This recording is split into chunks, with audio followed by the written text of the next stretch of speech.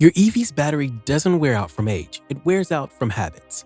And the most damaging habit most owners have costs them nothing to fix. Fast charging isn't the problem. How you're doing it is.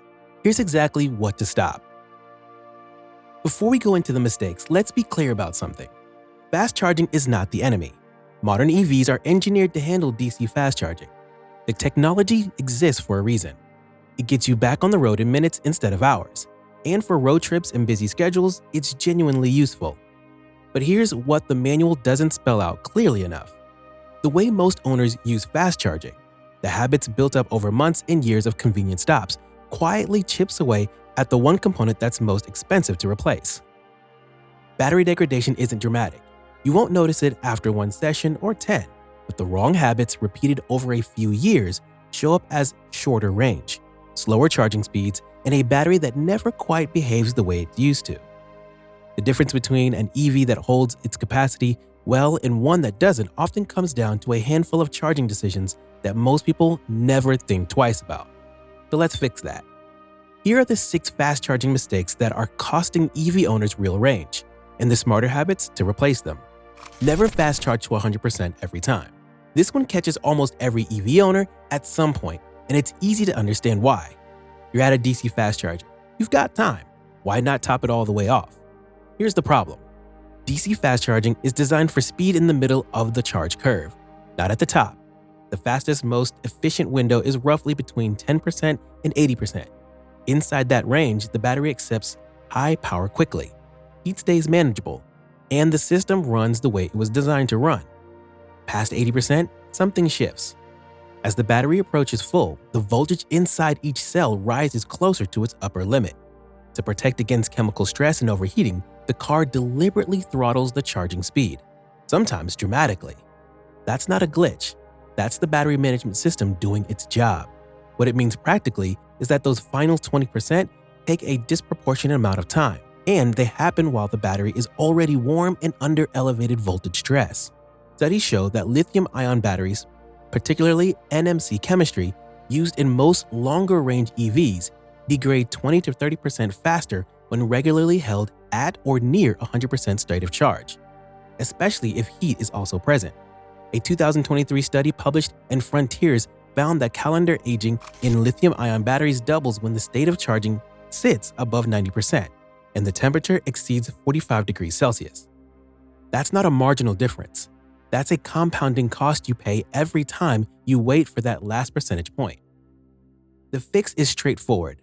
Stop at 70% to 80% on DC fast chargers unless you genuinely need the extra range to reach your next stop. That's the sweet spot. Fast to charge, low stress on your battery, and still enough range to cover most trips.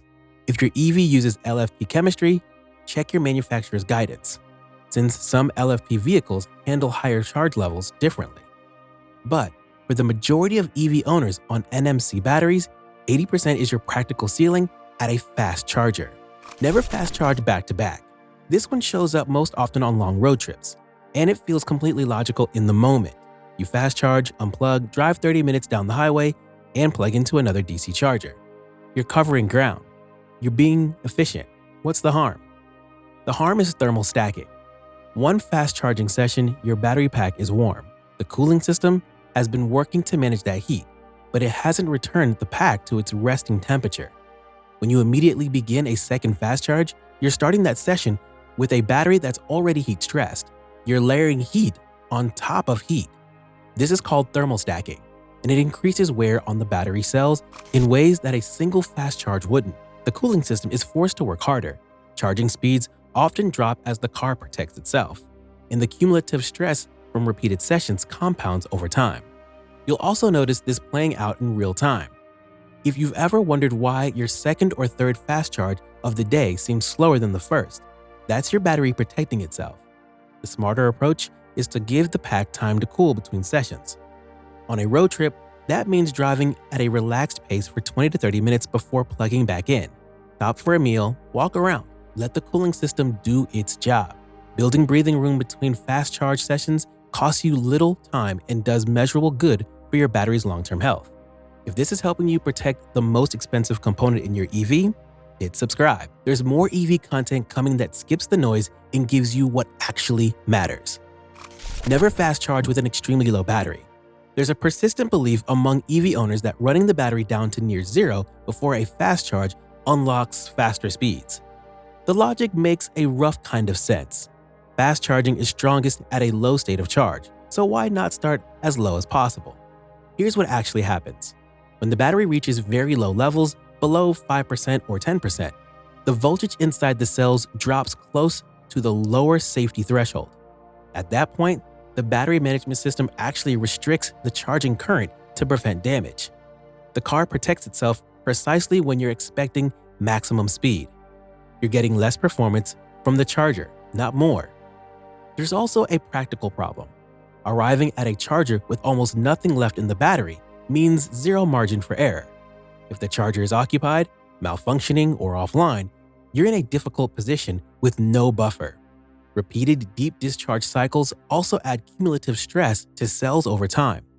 It's not catastrophic in a single instance, but it's a habit that shortens battery life faster than it needs to. A better approach is to arrive at DC fast chargers somewhere between 15 and 25%. That's still low enough to sit in the fast part of the charging curve, but it gives you a safety buffer and keeps the cells working within a healthier operating range. Think of it like arriving at a gas station on a quarter tank rather than running on fumes. Better for your peace of mind and better for the car. Never ignore battery temperature after fast charging. After a DC fast charge, your battery is warm. That's not a problem by itself.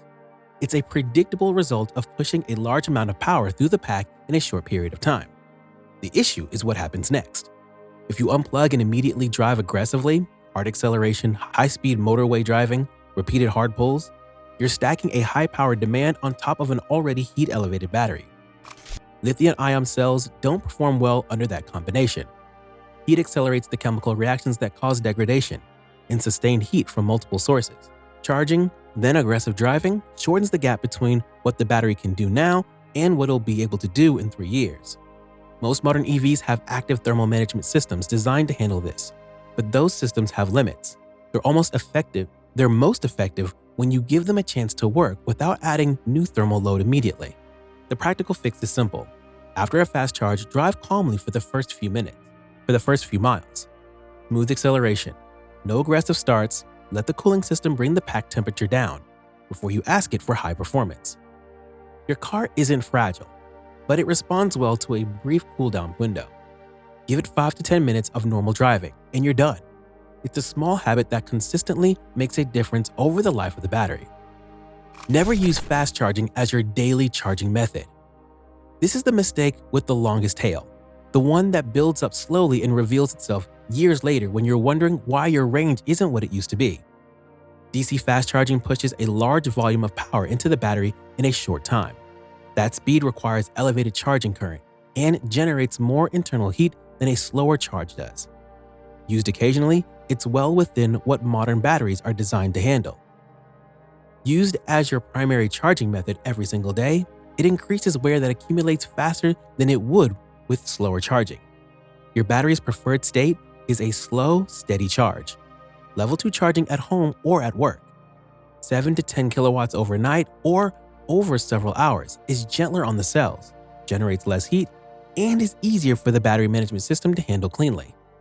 Real-world fleet data shows that EVs primarily charged on level 2 at home show less degradation over time than those that rely heavily on DC fast charging for daily top-ups. The smarter use pattern is to reserve DC fast charging for situations where it actually earns its place. Road trips, time-constrained days, situations where slow charging isn't practical. For daily use, level 2 at home or at work is the right tool. The battery charges more efficiently. You're paying less per kilowatt hour in most cases, and the cells aren't managing the heat load of fast charging 5 days a week. Beyond battery health, there's also a cost angle worth considering. Public DC fast chargers are significantly more expensive per kilowatt hour than home level 2 charging in most markets. Drivers who rely on fast chargers daily aren't just wearing their battery faster, they're paying a premium every single session for the privilege. The smart way to use fast charging. None of this means avoiding DC fast chargers. It means using them the way they were designed to be used. Charge between 10% and 80% for the vast majority of fast charging sessions. That window is fast, efficient, and low stress on the battery. Stop at 80% unless the next leg of your trip genuinely requires more range. And if it does, charge to what you need and move on. Don't sit at the charger running up to 100% out of habit. Space out back-to-back sessions. On road trips, let the battery cool between fast charges with 20 to 30 minutes of normal driving. Drive calmly after unplugging to give the cooling system a chance to bring the pack temperature down before you ask it for high performance again. Keep DC fast charging as a situational tool, not a daily routine. Level 2 at home handles your everyday needs more efficiently and more gently than a faster charger ever will. These aren't complicated habits, they cost nothing to implement, and they add up to a battery that performs closer to its original capacity years down the road. So here's the bottom line. Won't ruin your battery, but the habits most owners build around it, charging to 100% every time, stacking sessions back to back, running the battery into single digits, using DC fast chargers as a daily routine, those habits reduce long-term performance in ways that are invisible in the short term and very visible later. Understanding the charge curve, giving the battery space to cool, and saving fast charging for when it genuinely earns its place. That's the difference between an EV that holds its range for a decade and one that quietly loses capacity while you're looking for other explanations. The EV itself is doing everything right. The battery management system is protecting the cells. The cooling system is managing heat, and the software is tuned to balance speed and longevity. All you have to do is work with it, not against it. Drop a comment below. What's your current charging routine? And has anyone noticed a difference in range after changing their fast charging habits? Subscribe for more EV content that cuts straight to what actually matters.